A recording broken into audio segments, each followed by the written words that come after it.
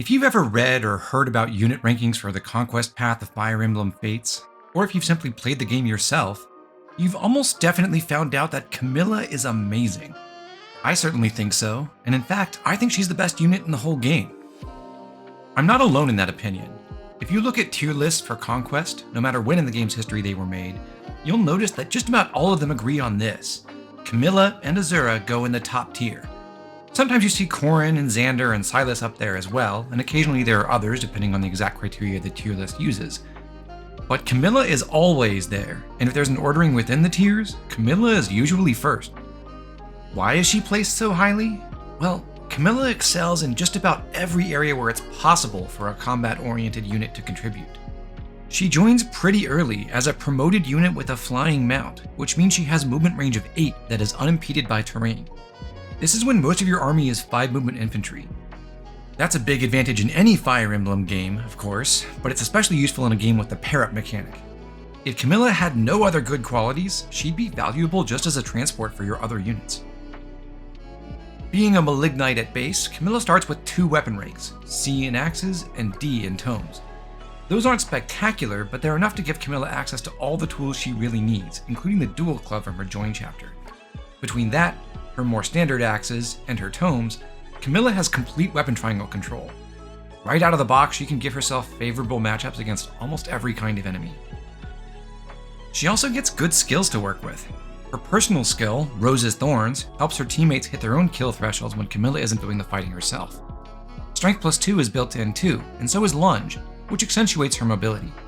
And eventually, even if Camilla sticks to her base class for the whole game, she will at least unlock Savage Blow and the extremely powerful Trample skill.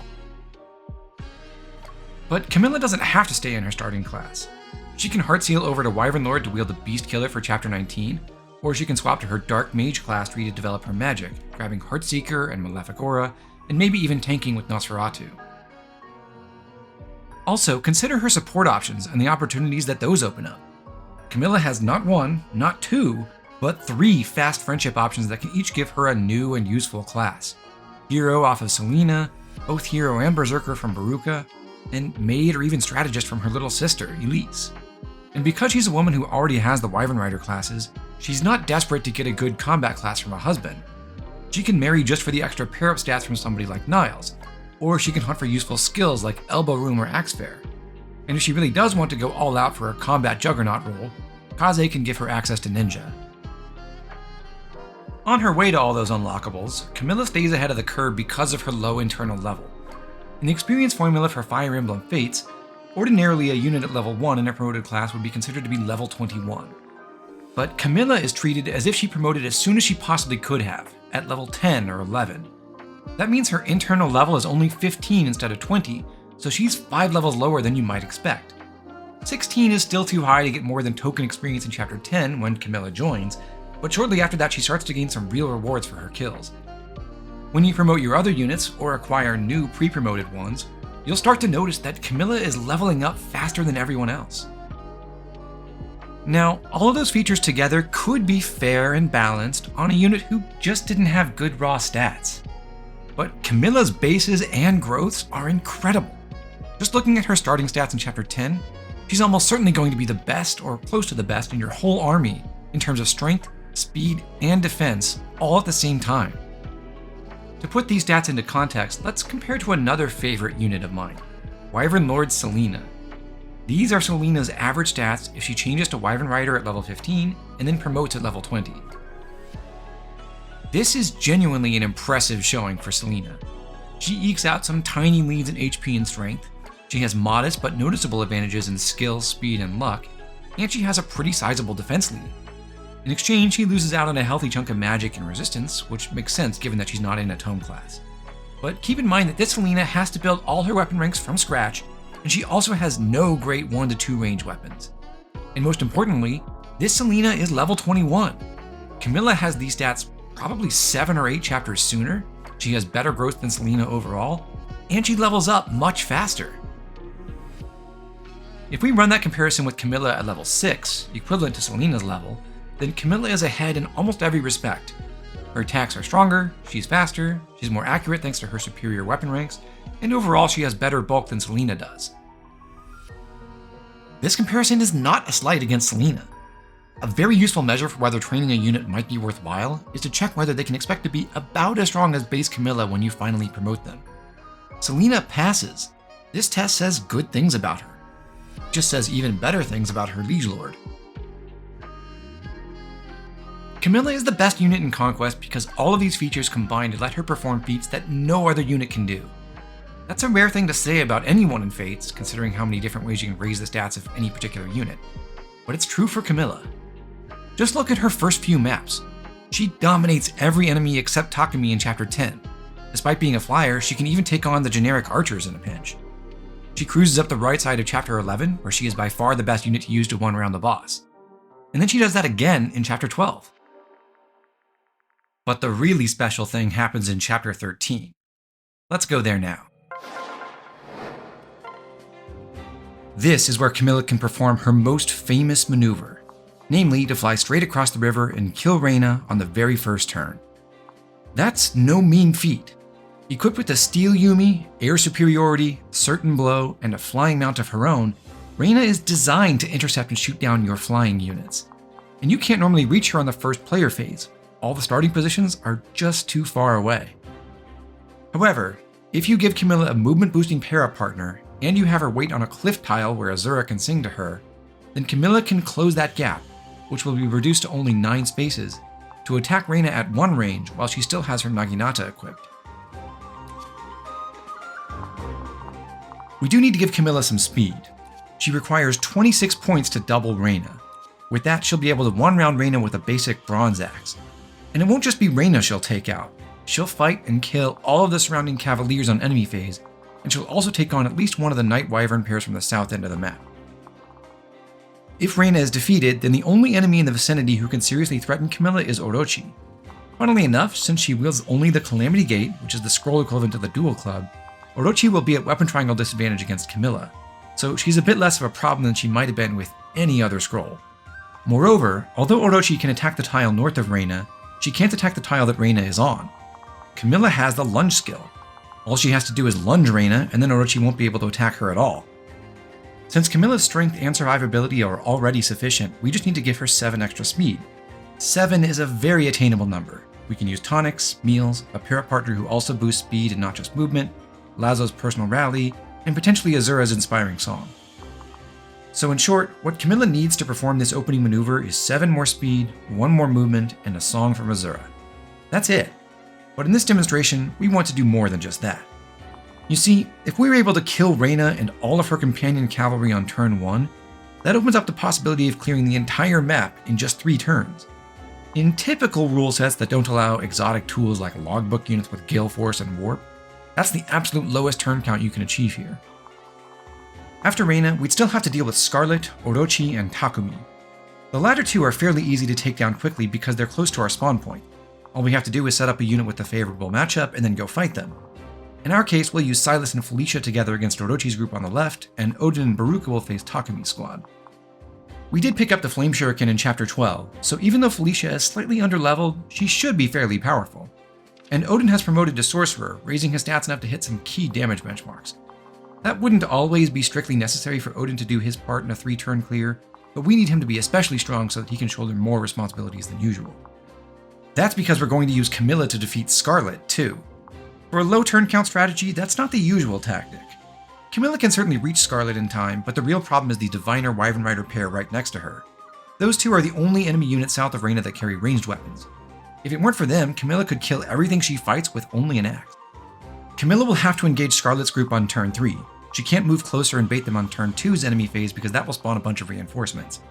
But she can't kill both of those paired enemies on player phase of turn 3, so she has to be able to counterattack at least one of them. That means she needs to use a ranged weapon, and since she can't get the Bolt Axe yet, her only weapons with a chance to reach the necessary kill benchmarks are tomes. Our mission, then, is to not only make Camilla reach the speed and movement and physical attack thresholds versus Reyna's squad, but also to supercharge her rather mediocre magic stats so that she can handle Scarlet's group too. For that, we've had to forge her Thunder Tome up to +1. We've also made Corrin into a Dark Knight using one of our 2 Heart Seals and also one of our 3 Master Seals.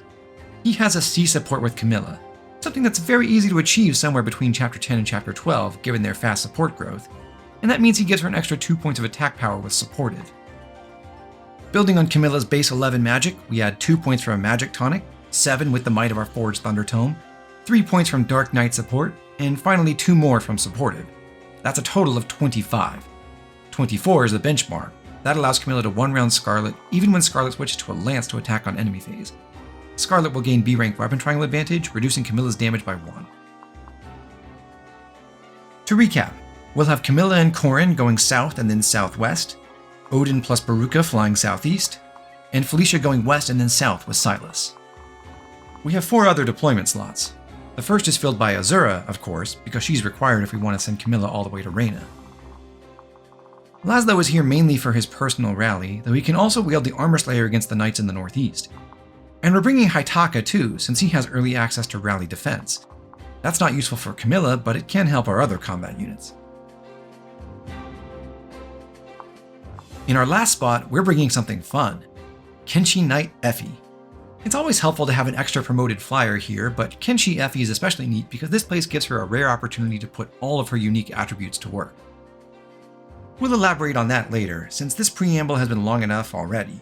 Besides, this is a demonstration about Camilla, so let's keep that in mind. We want to see the absolute extreme here, the kind of performance that only Camilla can produce.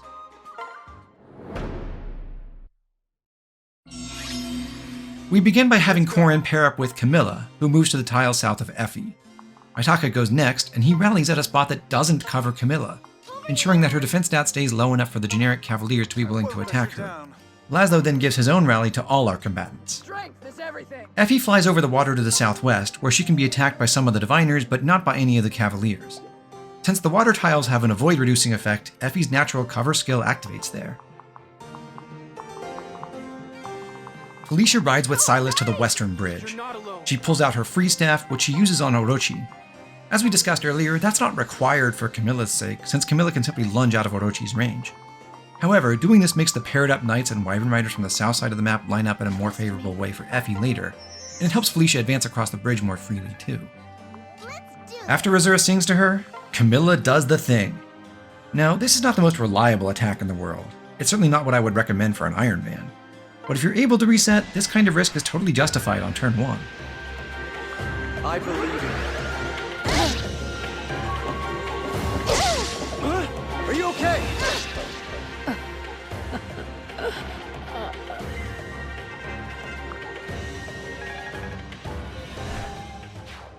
Finally, Odin gets to fly in. We're maximizing his impact by having him use fire to one-round the closest knight from the west.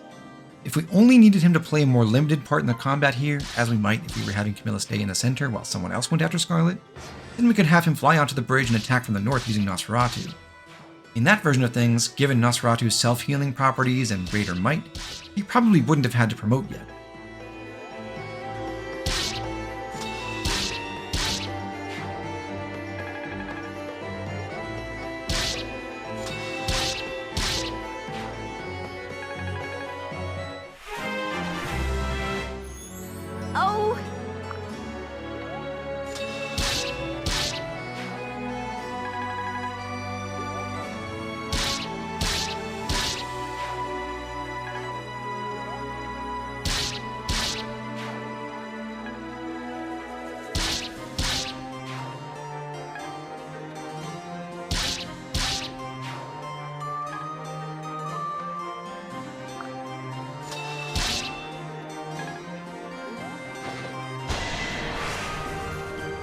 Camilla's accuracy versus Reyna was pretty dicey, but against these Knights and Cavaliers, it's very good.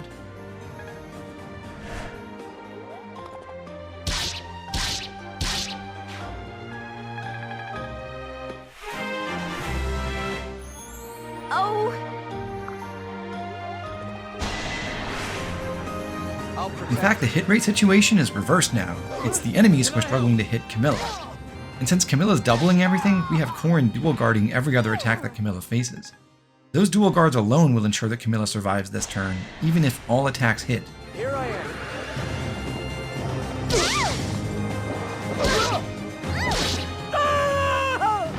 That was too easy.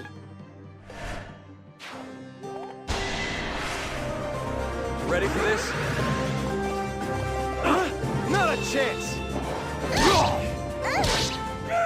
Notice that Camilla, being effectively a level 16 unit, has been earning 19 experience points each time she kills one of these level 14 Cavaliers. Considering how hugely she still outclasses the generic enemies, that's a very generous reward. We've got this. Can I help? That's right. Huh?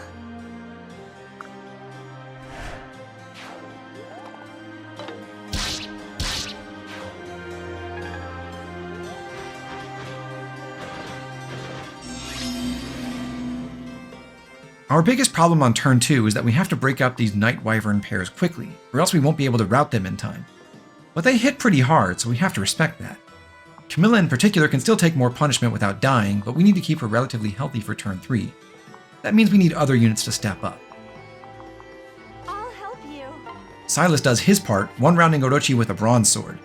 And conveniently, Felicia protects him from Orochi's counterattack.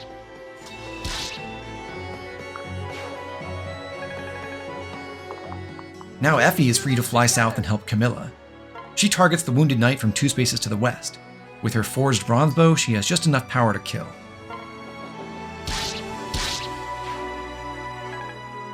This is not a great spot to be alone at 11 HP while holding a bow, but Effie now happens to be 2 tiles beyond the range of Scarlet's group.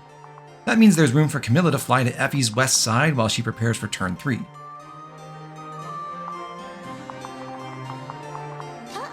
Here, Camilla changes Effie's weapon to a lance so that Effie can defend herself on enemy phase, and then she uses her tome to take out the other lead knight. Here I am. I'm just too much for ya. Now things work out beautifully. Firstly, it's important in this setup that the left-hand Wyvern Rider moves last, so his buddy will go before him and therefore won't be around to give him any dual strikes. Also, consider Effie's stats. She has 17 displayed defense with her tonic applied, and Rose's Thorns on Camilla effectively raises that by 1 to 18. These Wyvern Riders individually have 22 attack with their iron axes, and that's increased by 1 with B-rank weapon triangle advantage, so they're swinging for 23 against 18. They deal 5 damage each. Effie has 11 HP, so she survives them both. Conversely, Effie has 26 displayed attack, which gets reduced by 2 when facing weapon triangle disadvantage since she also loses the damage bonus from having lance rank at C or higher. But Rose's Thorns bumps that back up to 27, and Effie also gets to use Camilla's dual strikes. She'll have more than enough power to kill the Wyvern Riders when they attack her. Of course, the remaining Knight Wyvern pairs are still a problem. Effie can tank the 2 solo riders, but she can't survive a 3rd hit. However, since the left-hand Wyvern Rider moves last, the rightmost one is actually body blocked. As long as we give that right-hand pair someone else to fight, they're not a problem. We just have to stop the left-hand pair. Odin can kill that lead Wyvern Rider with any of his weapons. It's especially great that he can do it with Nosferatu, since that will heal him back up for the upcoming enemy phase. The main reason Odin had to promote to Sorcerer was to achieve this kill in support of Effie, and he has done it from 2 spaces to the north for a good reason. That will draw the knight who was in back a little bit farther up, away from the villages. Back on the north side of the river, we have our 2 rally bots and Azura. They can team up to safely eliminate at least one of the nearby knights.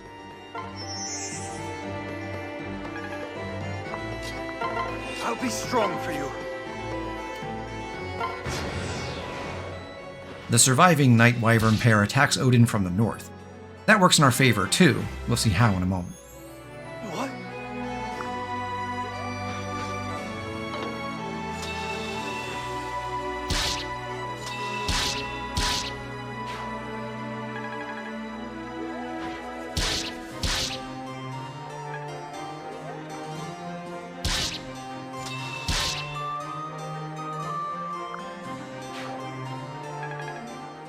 Now the 2 solo Wyvern Riders attack Effie, who handles them exactly the way we expected.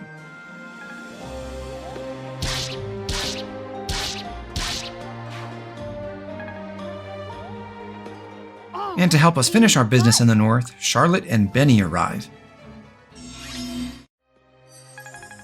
This is turn 3, the turn when we have to wipe out all remaining enemies. Now it turns out that with the benefit of supported from Corrin, Camilla would always have enough HP left to do what she needs to do. but if she had been paired with a lesser partner, such as Dark Knight Nyx or Odin, she might need some healing at this point. Everything will be This fine. setup allows for that. If need be, Silas can bring Felicia over to help.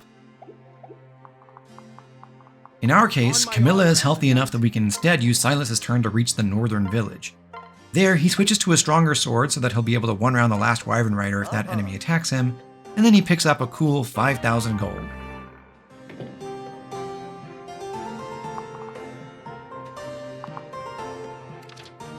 It's Odin's responsibility to kill the lead knight here so that we can defeat the supporting Wyvern Rider on enemy phase.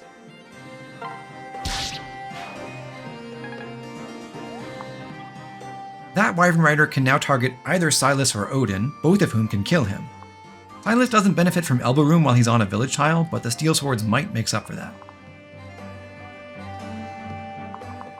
Notice how Odin has not only drawn this knight up away from the southwestern village, but also has gotten in the Wyvern Rider's way. Neither of those enemies can reach that village anymore. Effie, still holding on at 1 HP, is free to fly down there and pick up another nice piece of loot, the Arms Scroll.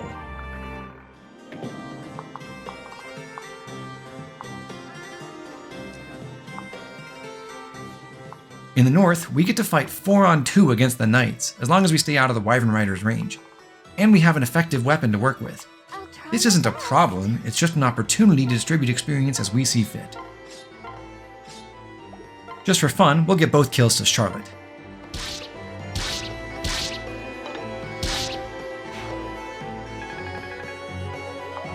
Luck is on our side.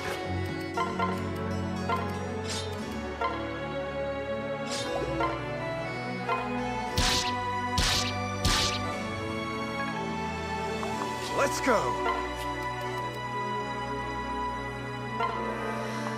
No need to worry. Look who's here!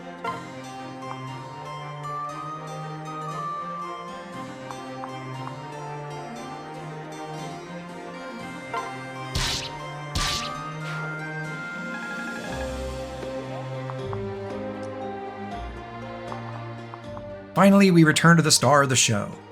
We talked about this move during our preparations. Camilla has to attack the paired up enemies on player phase so that she can kill the supporting diviner on enemy phase. And because it's a diviner in back, she has to do it with her forged Thunder Tome.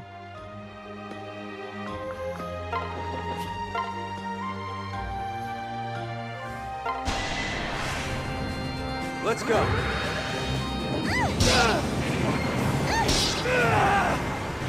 Phew!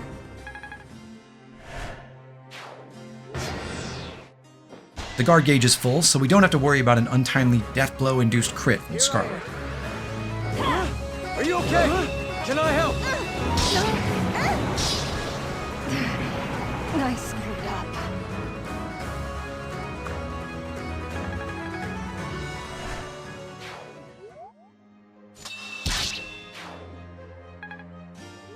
Camilla easily sweeps the rest of Scarlet's posse. We've got this.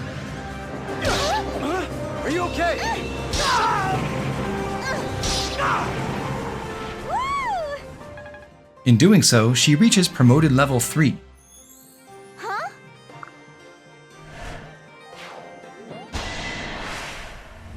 I'm here to help. Not a chance. Not bad, not bad.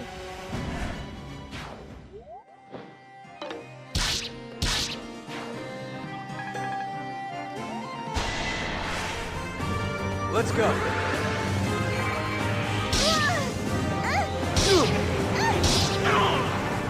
That was too easy. That's chapter 13 in 3 turns, earning not 1 but 2 treasures from the villages, with Camilla clearly the MVP.